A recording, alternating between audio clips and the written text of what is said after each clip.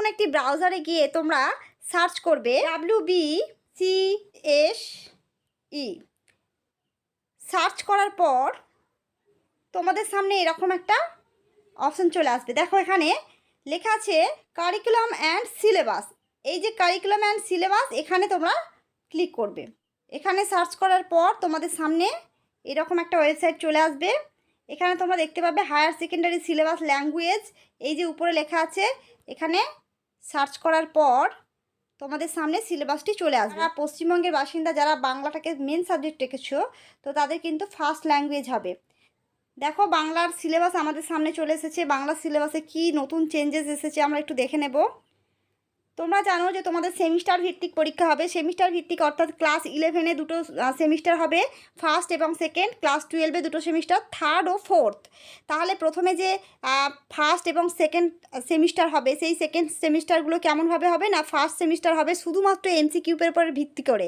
শুধুমাত্র এমসিকিউর উপর ভিত্তি করে ফার্স্ট সেমিস্টার হবে 40 নম্বরের, এবং সেকেন্ড সেমিস্টার হবে তোমাদের 40 নম্বরের। সেখানে 1 নম্বরের শর্ট টাইপ প্রশ্ন থেকে শুরু করে বড় প্রশ্ন, সমগ্র রকম প্রশ্ন সেখানে থাকবে, সেটাও হবে 40 নম্বর। আর বাকি 20 নম্বর তোমাদের থাকবে প্রজেক্টের জন্য। তারপরে তোমাদের থার্ড সেমিস্টার আর ফোর্থ সেমিস্টার। মনে রাখবে ফার্স্ট সেমিস্টার সেকেন্ড সেমিস্টার নিয়ে কিন্তু 11-এর পরীক্ষা শেষ। 11-এর পরীক্ষার রেজাল্টও তৈরি হয়ে যাবে। তোমাদের 11-এ কিন্তু পাস করতে হবে, তবেই কিন্তু তোমরা ক্লাস 12-এ উঠতে পারবে।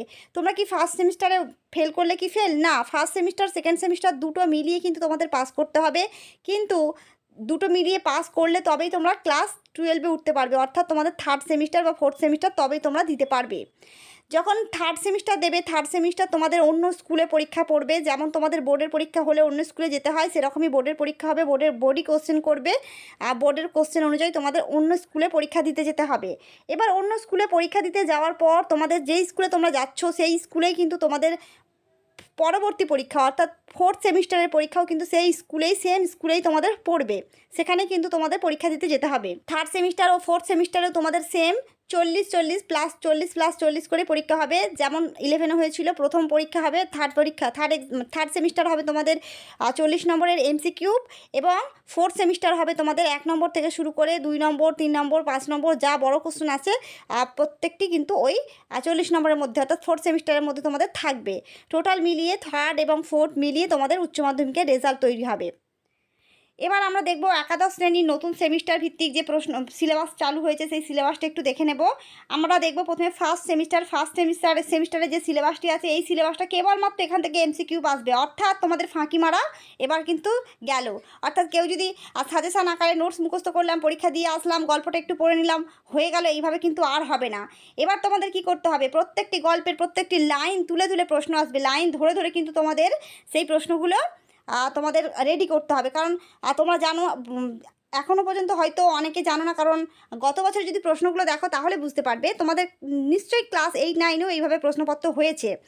তো তোমরা যদি আর ক্লাস 10-এর মাধ্যমিকের গত বছরের প্রশ্নগুলো দেখো, প্রশ্নপত্রগুলো দেখো, শর্ট টাইপ প্রশ্নেও কিন্তু অনেক লাইন তুলে তুলে প্রশ্ন আসে। কে বলেছিল, এই লাইনটি একটা তুলে দেওয়া হলো, কে বলেছিল, কেন বলেছিল, কাকে বলেছিল, এরকম ধরনের নানান কিন্তু প্রশ্ন আসে। অর্থাৎ যে গল্পটা পড়বো, যেমন দেখো এখানে গল্প বলা হয়েছে পুঁই মাচা, বিভূতিভূষণ বন্দ্যোপাধ্যায়ের লেখা পুঁই মাচা গল্প। তো এই পুঁই মাচা গল্পটি যখন তোমরা পড়বে, গল্পের প্রত্যেকটা লাইন প্রত্যেকটা বিষয় বুঝে বুঝে কিন্তু তোমাদের পড়তে হবে। কে বলেছে, কাকে বলেছে, কেন বলেছে, প্রসঙ্গ, তাৎপর্য সম্পূর্ণটা কিন্তু পড়ে তারপর তোমাদের জানতে হবে। ফাঁকি মারা কিন্তু সময় দিন চলে গেছে, এখন আর কিন্তু ফাঁকি মারার সিস্টেম নেই। কারণ তোমাদের যেভাবে সেমিস্টার সিস্টেম করে দেওয়া হয়েছে, প্রত্যেকটা লাইন তুলে তুলে প্রশ্ন, এতে আমার মনে হয় যে স্টুডেন্টদের বেসিক নলেজও যেমন বাড়বে, তেমনই তারা স্ট্রং হবে, তারা সব দিক থেকে তাদের নলেজগুলো তাদের বাড়বে। কারণ তারা আর ফাঁকি মারা পড়াশোনা করতে পারবে না, যে বড় বড় প্রশ্ন নোটস মুখস্থ করলাম বা শর্ট টাইপ কিছু প্রশ্ন পড়লাম, শর্ট টাইপগুলো হল ম্যানেজ করলাম, এরকম করে কিন্তু আর হবে না। তো দেখো এখানে যে প্রবন্ধ দিয়েছে বিড়াল, বঙ্কিমচন্দ্র চট্টোপাধ্যায়ের বিড়াল প্রবন্ধ, দারুণ একটি প্রবন্ধ। আমার কিন্তু তোমাদের এই বিড়াল প্রবন্ধটি কিন্তু তোমরা কিন্তু নেক্সট ক্লাসে তোমরা এটা পেয়ে যাবে। বিড়াল প্রবন্ধটি আমি সম্পূর্ণ তোমাদের ডিটেলসে আলোচনা করে দেবো। নেক্সট হচ্ছে কবিতা। কবিতা কি আছে? ঈশ্বরচন্দ্র বিদ্যাসাগরের মাইকেল মধুসূদন দত্ত, ঈশ্বরচন্দ্র বিদ্যাসাগরকে নিয়ে মাইকেল মধুসূদন দত্ত যে কবিতা লিখেছেন সেটা তোমাদের পরীক্ষার জন্য আসছে। সাম্যবাদী কাজী নজরুল ইসলাম, কাজী নজরুল ইসলামের সাম্যবাদী কবিতাটাও তোমাদের সিলেবাসের অন্তর্ভুক্ত করা হয়েছে। বিশাল আন্তর্জাতিক গল্পের মধ্যে আছে বিশাল ডানাওয়ালা এক থুরথুরে বুড়ো। এই গল্পটি কিন্তু তোমাদের সেকেন্ড সেমিস্টারেও কিন্তু আছে। মার্কেজ অনুবাদ মানবেন্দ্র বন্দ্যোপাধ্যায়। নেক্সট হচ্ছে ভারতীয় কবিতার মধ্যে আছে চারণ কবি, ভাড়া রাও, অনুবাদ শঙ্খ ঘোষ, এটা একটা অনুবাদ রচনা, ভারতীয় কবিতা এটা একটা। তারপর হচ্ছে ভাষা থেকে তোমাদের আছে বিশ্বের ভাষা ও ভাষা পরিবার, বাংলা ভাষার উদ্ভব ও ক্রমবিকাশ, ভারতে প্রচলিত ভাষা পরিবার, বাংলা ভাষার বৈচিত্র্য, বাংলা শিল্প সাহিত্য ও সংস্কৃতির ইতিহাস। পর্ব 1 প্রাচীন বাংলা সমাজ ও সাহিত্য। পর্ব 2 মধ্যযুগের বাংলা সমাজ ও সাহিত্যের প্রধান ধারা, শ্রীকৃষ্ণ কীর্তন, বৈষ্ণব পদাবলী, চৈতন্য চরিত্রামৃত, চৈতন্য ও চৈতন্য জীবনী, মঙ্গল কাব্য, অনুবাদ, ইসলামীয় ধারা, শাক্ত পদাবলী। এরপর তোমরা সেকেন্ড সেমিস্টারে আসবে। সেকেন্ড সেমিস্টারে ছুটি গল্পটি রয়েছে। ছুটি গল্পে তোমাদের রবীন্দ্রনাথ ঠাকুরের লেখা ছুটি গল্প, তেলেনাপোতা আবিষ্কার, প্রেমেন্দ্র মিত্রের লেখা তেলেনাপোতা আবিষ্কার গল্পটি রয়েছে। কবিতা রয়েছে ভাব সম্মিলন, বিদ্যাপতি রচনা করেছেন কবিতা ভাব সম্মিলন, লালন শাহ ফকিরের গান, লালন শাহ। নুন কবিতাটি তোমাদের রয়েছে। নুন কবিতা আগেও ছিল, জয় গোস্বামী রচনা। তারপরে নাটক আগুন নাটক দিয়েছে বিজন ভট্টাচার্যের লেখা আগুন। পূর্ণাঙ্গ সহায়ক গ্রন্থ থেকে তোমাদের আসছে পঞ্চতন্ত্র সৈয়দ মুজতবা আলী, বই কেনা, আজব শহর কলকাতা, 25শে বৈশাখ, আড্ডা। বাংলা শিল্প সাহিত্য ও সংস্কৃতির ইতিহাস পর্ব 3 থেকে তোমাদের আসছে আধুনিক বাংলা সাহিত্য যুগের আধুনিকতা ও ঔপনিবেশিক বাংলার সামাজিক ও ধর্মীয় আন্দোলন, শিক্ষা সংস্কার, গদ্যের উদ্ভব, কবিতা, উপন্যাস ও ছোট গল্প, নাটক, যাত্রা ও নাট্যমঞ্চ, প্রবন্ধ 70 দশক পর্যন্ত। সম্পূর্ণ 70 দশক পর্যন্ত আধুনিক ইতিহাস তোমাদের এটা পড়তে হবে। লৌকিক সাহিত্য পড়তে হবে ছড়া, ধাঁধা, প্রবাদ, কথা।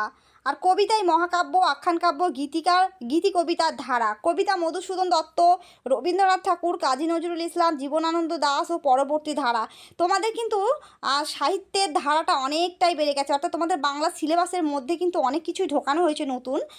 কথা সাহিত্য থেকে বঙ্কিমচন্দ্র চট্টোপাধ্যায়, রবীন্দ্রনাথ ঠাকুর, শরৎচন্দ্র চট্টোপাধ্যায়, মানিক বন্দ্যোপাধ্যায়, বিভূতিভূষণ বন্দ্যোপাধ্যায়, তারাশঙ্কর বন্দ্যোপাধ্যায় ও পরবর্তী ধারা। নাটক থেকে হচ্ছে মধুসূদন দত্ত, দীনবন্ধু মিত্র, গিরিশচন্দ্র ঘোষ, রবীন্দ্রনাথ ঠাকুর, দ্বিজেন্দ্রলাল রায়, বিজন ভট্টাচার্য ও পরবর্তী ধারা। বিখ্যাত নাট্যকারদের কিন্তু এখানে নামগুলো তুলে দেওয়া হয়েছে। প্রবন্ধ রচনা থেকে আছে তোমাদের রচনা লেখার বিষয়টি এক লাইনে না দিয়ে একটি মানস মানচিত্র এবং তথ্য সম্ভার দেওয়া হবে। পরীক্ষার্থীরা সেই মানচিত্র এবং প্রয়োজনীয় তথ্য ব্যবহার করে প্রবন্ধ রচনা করবে এবং শিরোনাম দেবে।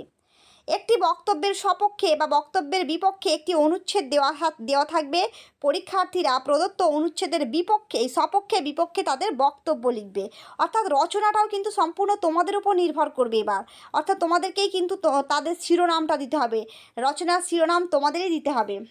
বাংলা সাবজেক্টের সমগ্র সিলেবাস ভিত্তিক আলোচনা, নোটস এবং সাজেশান তোমরা কিন্তু আমার এই চ্যানেলে পেয়ে যাবে। চ্যানেলটিকে সাবস্ক্রাইব করে পাশে থাকা বেল বাটনটি ক্লিক করে রাখতে একদমই ভুলবে না, পরবর্তী নোটিফিকেশানগুলো খুব সহজে পেতে। ওকে, ধন্যবাদ।